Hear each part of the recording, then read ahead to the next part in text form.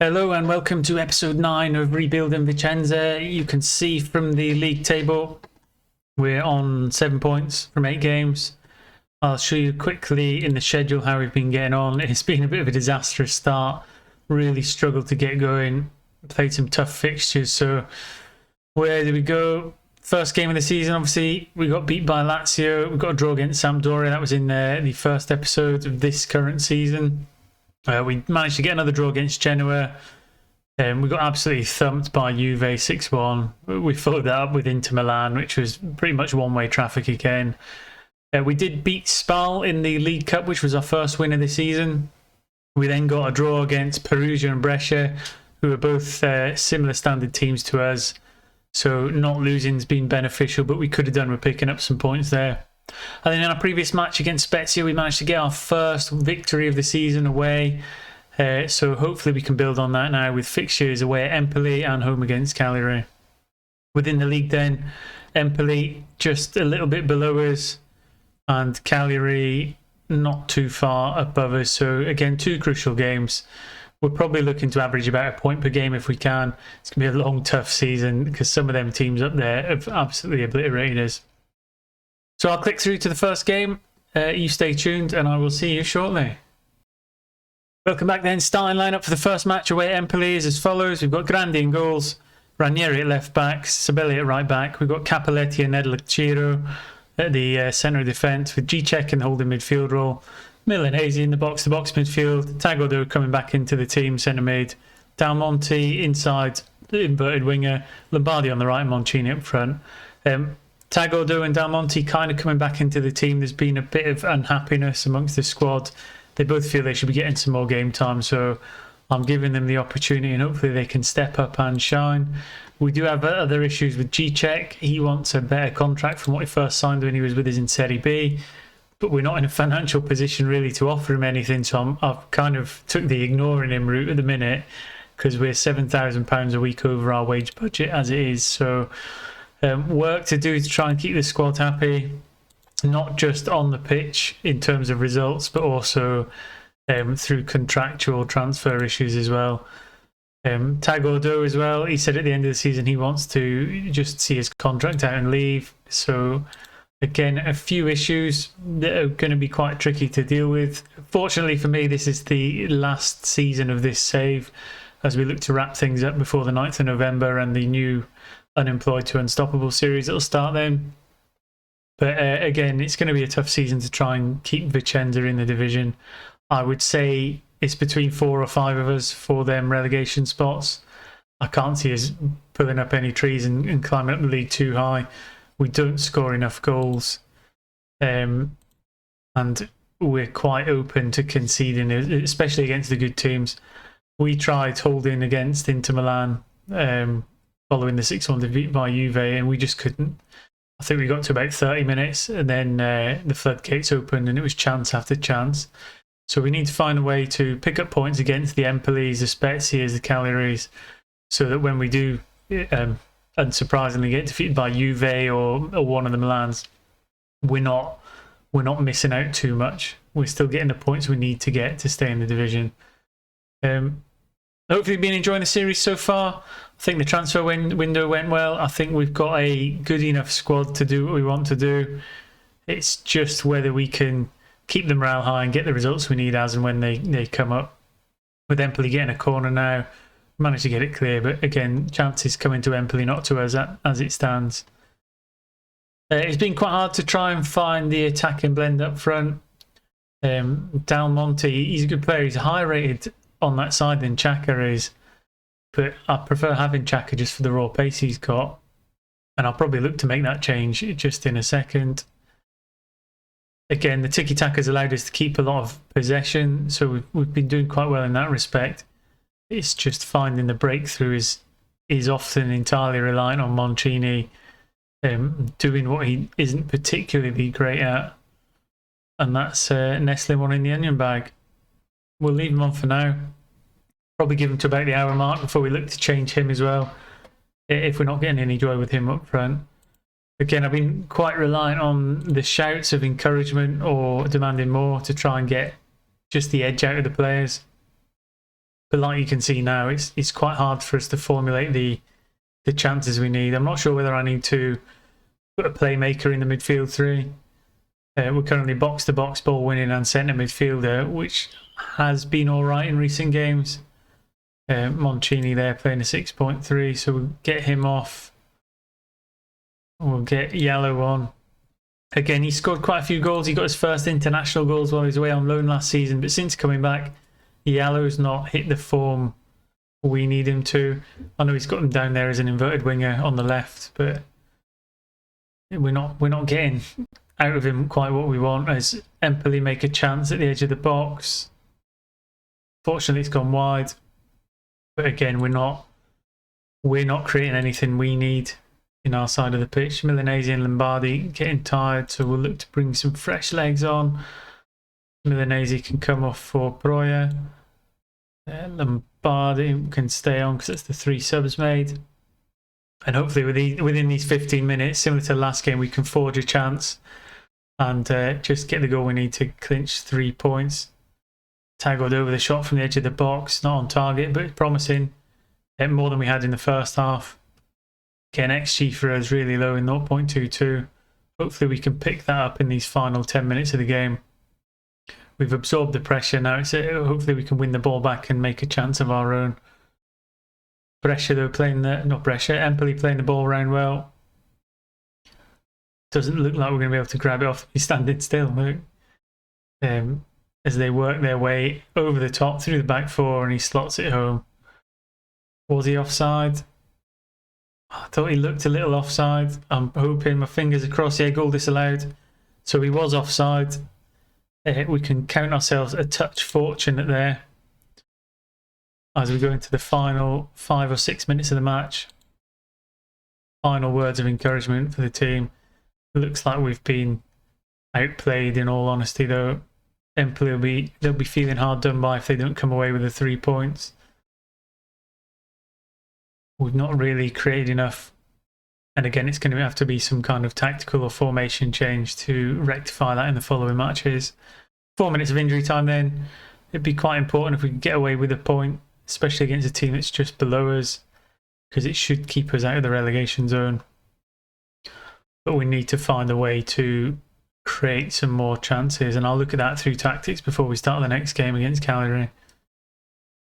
Final minute then, just waiting for the whistle. And then we can get through to the next match. So it keeps us undefeated for a short period of time. I think it's 4 games we've been undefeated. 1 win and 3 draws, so not ideal. But again, it's these little points that will keep us up come the end of the season if we're lucky. So yeah, Moncini I'm not convinced with at the minute as a leading man, but we will see. 8 points from 9 games, out the relegation zone. I'll click forward to the next match, so stay tuned and I'll see you shortly. Starting lineup for the home game against Cagliari then. We've got Grandi in goals, Rossi and Sabelli at the full-back positions, Cappelletti and Nedlakiro in the middle of defence, G-Check, Broya, Malinese in the middle of the pitch, Traore, Lombardi on the wings, and Moncini. We've swapped him from an advanced forward to a pressing forward role because that's what he is more naturally suited to, and hopefully that will give us a little bit more out of him in terms of performance. Again, building on the last couple matches, minimum of a draw is what we're looking for. Hopefully a win, but again, I've not seen us show the attacking flair or promise that we did in the first season, and the step up is markedly different from playing in Serie B, where we could tweak tactics to get a little bit more dominant. In Serie A, where the player standard is so much more higher, and when you bear in mind half of our squad is probably still sat at a good enough for Serie B level. We've only really got the loan players and 1 or 2 new signings that are at Serie A standard, so it's going to be tough ask. We'll do our best. It's going all right so far, and if you're like me, you're positive thinking, we'll do it, we'll make it. All we need is a bit of luck, a bit of form, and Moncini to start scoring some goals. And to be honest, if he doesn't score goals, but he sets them up for the other players on rushing midfielders or the wingers, that is also fine. I don't mind who scores as long as somebody does. Yeah, so again, let me know in the comment section, those of you playing along, what you think of FM22 compared to FM21, whether you think there has been enough changes or whether you think them changes are superficial or whether you think they're game breaking. I like it. I like the layout. I think a lot more of the screen, certainly in terms of transfers, deadline days, your weekly meetings, I think they've improved a lot, and it makes the game a lot better.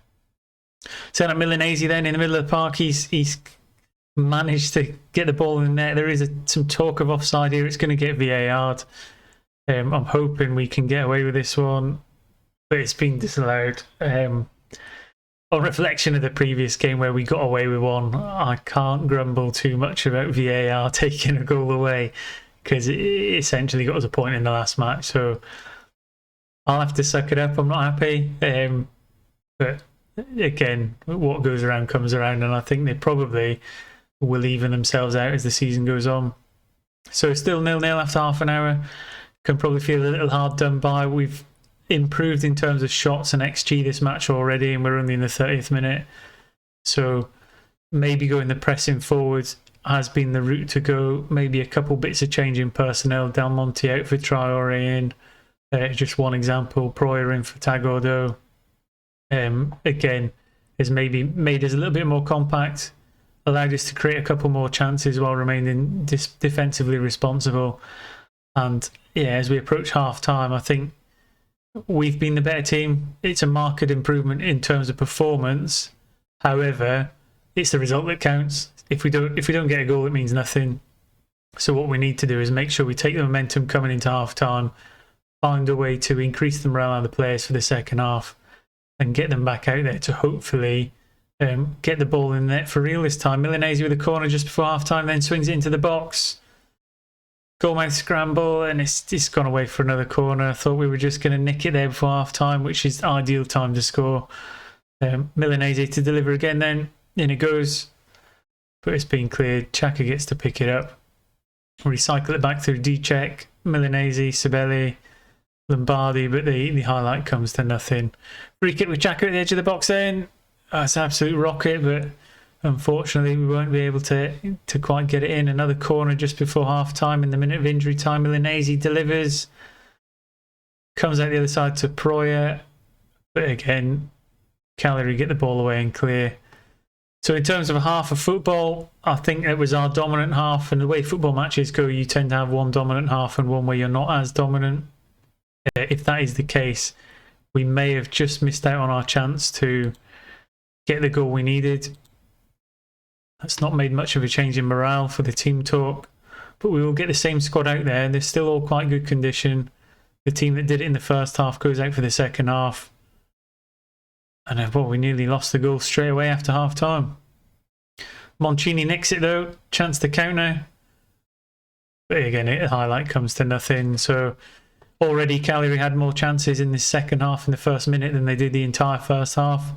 And that's what you've got to be wary of. We've been caught many times before in the past. If you watch the other save of Unemployed to Unstoppable, the second last match of the season in the previous episode, we were winning a game comfortably that would have seen us win the league, and then we lost 2 goals and got beat 2-1. So yeah, it can happen. You've got to be wary of it. Even when you're playing well like we are now, you have to find a way to get that goal, because if you don't, there'll be a period of dominance from your opposition, and you'll see it when you look at it in the analytics in the data hub, that their period of dominance they score, your period of dominance you don't, and you can come away from a dominant match with absolutely nothing. As you look now, we've got 6 shots on target to their 1, an hour into the game, and we've got nothing real or tangible to show for it. I'm going to just get Rossi off, who's playing a 6.3 at left back. He's on a yellow card. I'll probably just put Bruskic in there. He's used to playing full back, so he can just switch to the opposite side. Just over 20 minutes to go then. Still not found a way to get this ball in the back of the net. I'm going to demand more as we go into the final 20 minutes. See how they react to that. If G-Check's not happy, he's not a happy lad. Maybe a goal will help him out. Get yourself in there. I think I'm actually going to pull him off and put someone else on. So again, he's on a yellow card. We'll get him off. We'll get big tag order on there. Certainly he's one for free kicks. If we get one in and around the penalty box, he might be the difference between winning and losing.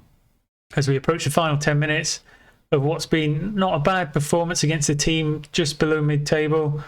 We've dominated. I'm going to feel hard done by if we come away with nothing from this. Even the commentator asking whether Cagliari can weather the storm. Final 5 minutes. A little bit of encouragement just to get into the 3 minutes plus whatever injury time there is. It looks like we're going to have a 0-0 episode, a double 0-0er, which isn't ideal. But again, another valuable point. We'll take it. They all add up coming into the season, and if it keeps our heads above water in terms of relegation, we'll take it. So into the dressing room then, quite a solid performance. Certainly better than the match before in terms of stats and ratings. And it is, again, it's a positive because I think that's 4 or 5 games unbeaten now. We've climbed from at one time bottom of the league. We've got 9 points from 10 games. We're in 14th. It's not looking as bad as it could be, although when the games in hand come in, we could be quite close to the bottom. But again, in terms of 2 matches, home and away, we've managed to pick up 2 points. For a recently promoted side, it's valuable. We're on a 6-game winning streak if you include the cup match, so not too bad. I don't think we're going to get much out of the month of October when you see we've got Roma, Torino, Milan, Atalanta, a double Bologna, Napoli. So again, until we get to Sassuolo, I don't think we're really favourites for any of them matches or fancied for any of them matches. So yeah. Stay tuned. I'll play through the games in between and I'll catch you at the next episode. Hopefully not rock bottom of the league, but we'll see. Thanks for watching. Take care and I'll see you soon.